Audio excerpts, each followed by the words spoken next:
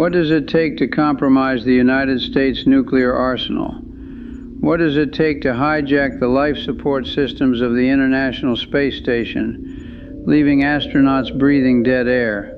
And why would a federal agency, years later, hunt down a civilian ghost just to cover up an intelligence failure of catastrophic proportions? Summer 1999. The Pentagon is in a state of absolute strategic panic. The Defense Threat Reduction Agency, the vanguard guarding America's nuclear and biological weapons, has been breached. Shortly after, NASA's Marshall Space Flight Center goes completely dark. For 21 days, the grid is compromised. The chain of command scrambles. Was it a Russian cyber battalion, Chinese state-sponsored actors, a highly funded asymmetric terror cell? The threat wasn't in Moscow or Beijing. It was in Pinecrest, Florida. A 15-year-old civilian in his pajamas. His alias was Nitin0 Mirade. He didn't have millions in black budget funding. He had a basic desktop computer and a lethal amount of curiosity. But how did a kid bypass billions of dollars in military-grade cybersecurity? And more importantly, why did the U.S. government execute a targeted strike on his life almost a decade later? Who was the rogue asset they were desperately trying to protect while an innocent man bled out in a locked bathroom? I'm Colonel James Walker. After 30 years in uniform, I don't buy the mainstream media spin, and neither should you. We don't just read headlines here. We conduct tactical teardowns of global chaos, cartel operations, and the cover-ups they don't want you to see. If you want briefings that actually respect your intelligence, hit subscribe. Now, let's open the file on 1999 and step into the area of operations of the boy who broke the sky. To understand this strategic failure, you have to understand the battlefield in 1999. The internet wasn't a corporate mall. It was an unmapped frontier. No rules of engagement. No secure perimeters. And for a 15-year-old kid named JonathanJames, sitting in a sweltering suburb of Miami, it was an open target. Jonathan wasn't an enemy combatant. He wasn't looking to steal intel for profit or unleash digital bioweapons. He was driven by something far more dangerous to a secure system, pure curiosity. He wanted to see if the locks actually worked. Under the call sign C0 Married, Jonathan was writing C++ and mastering Linux while his classmates were doing algebra. He had terrifying tactical genius, but zero operational discipline. To him, the internet was a simulation, but the targets he painted were real-world critical infrastructure. In the summer of '99, Jonathan bypassed the shallow end of the web.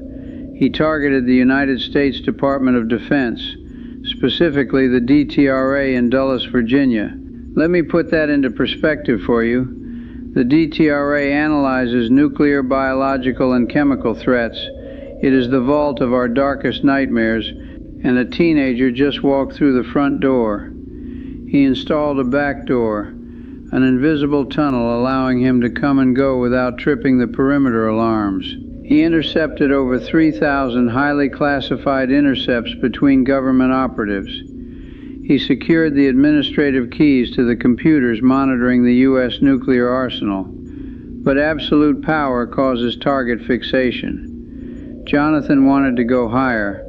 Days later, he routed his connection through Alabama and bypassed the firewalls of NASA's Marshall Space Flight Center. He downloaded $1.7 million in proprietary source code. This was the code controlling the physical environment of the space station, the life support, the air the astronauts breathed. When NASA realized they were compromised, they initiated a total network blackout, 3 weeks offline, $41,000 a day to secure the breach.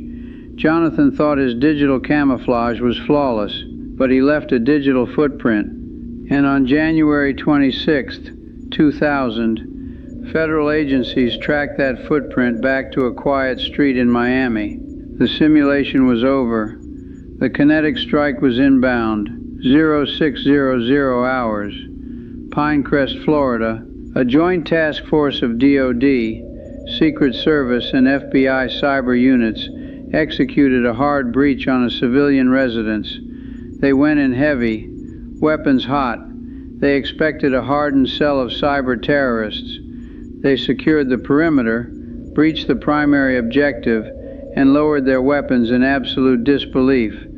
Sitting on a bed, staring down the barrels of federal assault rifles, was a skinny teenager. But the brass wasn't relieved. They were humiliated. The most powerful military apparatus on Earth had just been outmaneuvered by a high school kid with a consumer-grade hard drive. In the military, when command makes a mistake that big, they don't admit fault. They find a scapegoat. They had to prove their perimeter was secure. Jonathan had to be neutralized as a threat. He became the first juvenile in U.S. history to be sentenced to federal prison for cybercrime. 6 months house arrest, probation, and a written apology to the Secretary of Defense. But the judge added a final sanction, a kill switch on his life. He was permanently banned from operating a computer. In the year 2000, as the world digitized, Jonathan was exiled. They didn't just restrict his movement, they stripped him of his identity. K0 mistrade was KIA. For years, Jonathan stayed off the radar. He served his time. He tried to reintegrate into civilian life. He almost escaped his past. But while Jonathan kept his head down, a new massive threat emerged in the AO, a predator orchestrating the largest digital heist in human history. And the worst part? This new threat was being funded and protected by the very agencies that destroyed Jonathan. Miami, 2005. A new operator takes control of the underground. His name is AlbertGonzalez, call sign Soup Nazi. Unlike Jonathan, Albert wasn't probing defenses out of curiosity. He was a mercenary. He hacked for the payout. Using a tactic called ward driving, Albert's crew scanned unencrypted Wi-Fi signals at major retail chains. They found a vulnerability in the TJX company's conglomerate. It wasn't a breach, it was a slaughter. Over 18 months, they exfiltrated 45.6 million credit and debit card numbers. They were pulling in so much capital they couldn't physically count it. But here is the strategic nightmare the government tried to classify. AlbertGonzalez wasn't a rogue element, he was a paid asset. The United States Secret Service had caught him years earlier and flipped him. They brought him in on Operation Firewall. He was receiving a $75,000 taxpayer salary to act as an informant. He was orchestrating the biggest heist in history from inside a Secret Service field office. He used government hardware and absolute blind trust to rob the American public.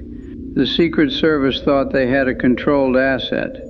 Instead, they had a double agent tearing apart the financial sector while they held the door open. When the TJX hack went public in 2007, the fallout was catastrophic. The Secret Service realized their star informant had played them. If the public found out they funded this operation, heads would roll. They needed a distraction to protect the agency's reputation. While reviewing Albert's encrypted comms, they found a co-conspirator operating under the initials Daichi J.A. Ditch in Miami. They didn't verify IP addresses. They didn't conduct proper digital forensics. They saw the initials, they saw the location, and they remembered the 15-year-old kid who humiliated them a decade earlier. The crosshairs settled on JonathanJames. January 2008, the Secret Service initiates a heavy raid on JonathanJames.